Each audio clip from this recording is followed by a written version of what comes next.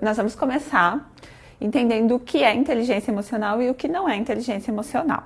Então, vamos diferenciar, primeiro entender a diferença entre o QI e o QE.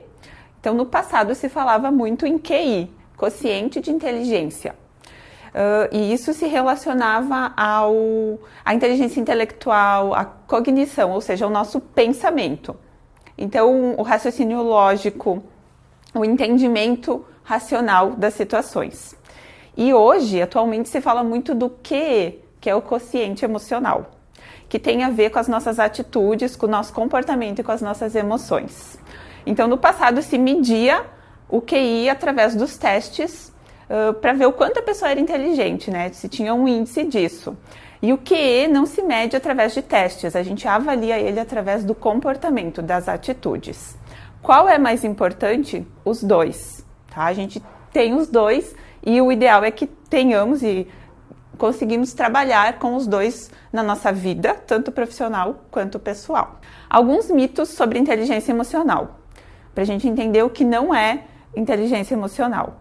Então, muitas pessoas acreditam que ser simpático é ter inteligência emocional. Isso não é verdade, porque ser simpático é ser agradável, é sorrir, e inteligência emocional vai muito além disso. Então, não é só ser simpático. Outro mito é liberar os sentimentos, então, colocar tudo para fora. Isso também não é inteligência emocional. Então, não é ser super bonzinho e também não é despejar nas pessoas tudo aquilo que a gente pensa de qualquer forma. Inteligência emocional tem muito mais a ver com o equilíbrio, conseguir expressar da melhor forma aquilo que nós sentimos e pensamos, respeitando as nossas emoções e também as emoções do outro. Diferença de gênero. Muitas pessoas acreditam que por ser homem ou mulher, a pessoa vai ter mais ou menos inteligência emocional. Isso é um mito, não é verdade.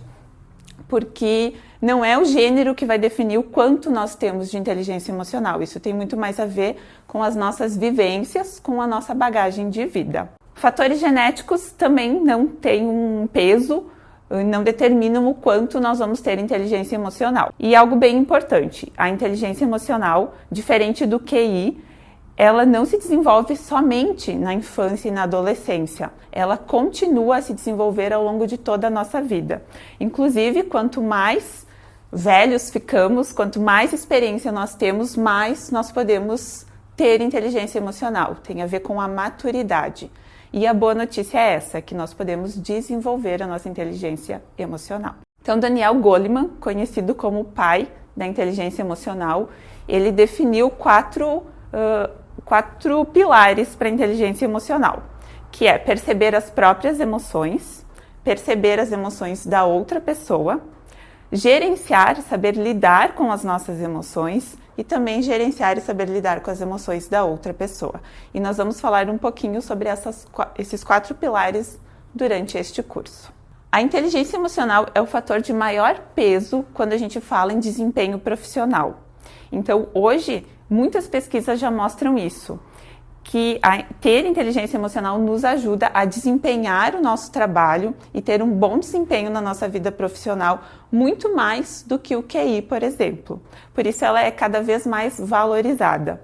Até se diz, né, que se contrata uma pessoa pelo QI, muitas vezes pelo conhecimento técnico, e se demite pelo comportamento, que é pela inteligência emocional ou pela falta dela.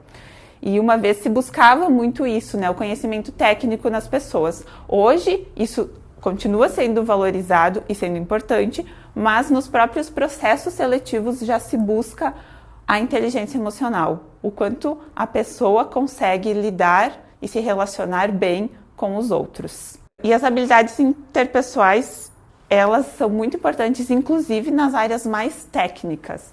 Então, não tem a ver só com as áreas humanas.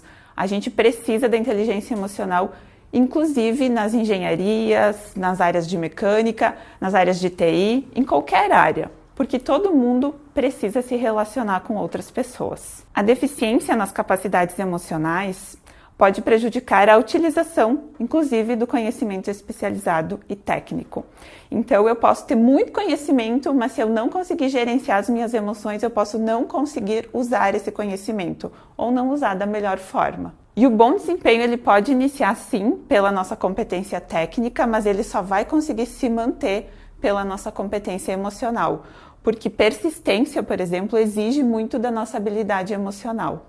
E a nossa capacidade de aprender também tem a ver com as nossas emoções.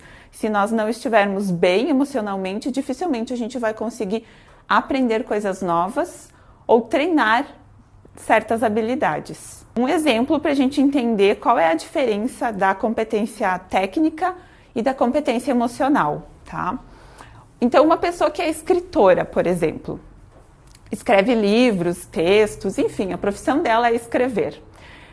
Quando a gente fala em competência técnica, tem a ver com raciocínio analítico, perícia técnica, conhecer a ortografia. Isso vai permitir que ela escreva corretamente. Mas ela só vai conseguir engajar os seus leitores, atingir o público que ela deseja, se ela tiver competência emocional, que aí tem a ver com empatia, por exemplo. Entender o que as pessoas precisam e o que emociona as pessoas.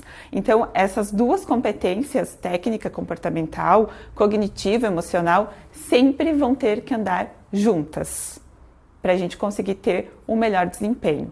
A gente pode pensar também no exemplo de um arquiteto. Ele tem muito conhecimento da área dele, domina as ferramentas para fazer os projetos, mas se ele não tiver inteligência emocional, talvez ele não consiga atender bem os seus clientes ou entender a necessidade da pessoa para apresentar um projeto que realmente encante a pessoa. Então, qualquer área que a gente for pensar, a competência emocional vai fazer a diferença. E quando a gente fala em competência emocional, é conseguir traduzir todo o conhecimento da inteligência emocional na prática. Então, é a gente pensar o quanto a gente consegue no nosso trabalho usar a inteligência emocional na relação com as outras pessoas, no desempenho das nossas tarefas, das nossas atividades. Então, nós vamos falar mais sobre isso e entender como usar isso no nosso trabalho, na nossa vida profissional. Então, essa foi a nossa introdução sobre inteligência emocional e na próxima aula nós vamos falar sobre como lidar com as nossas emoções.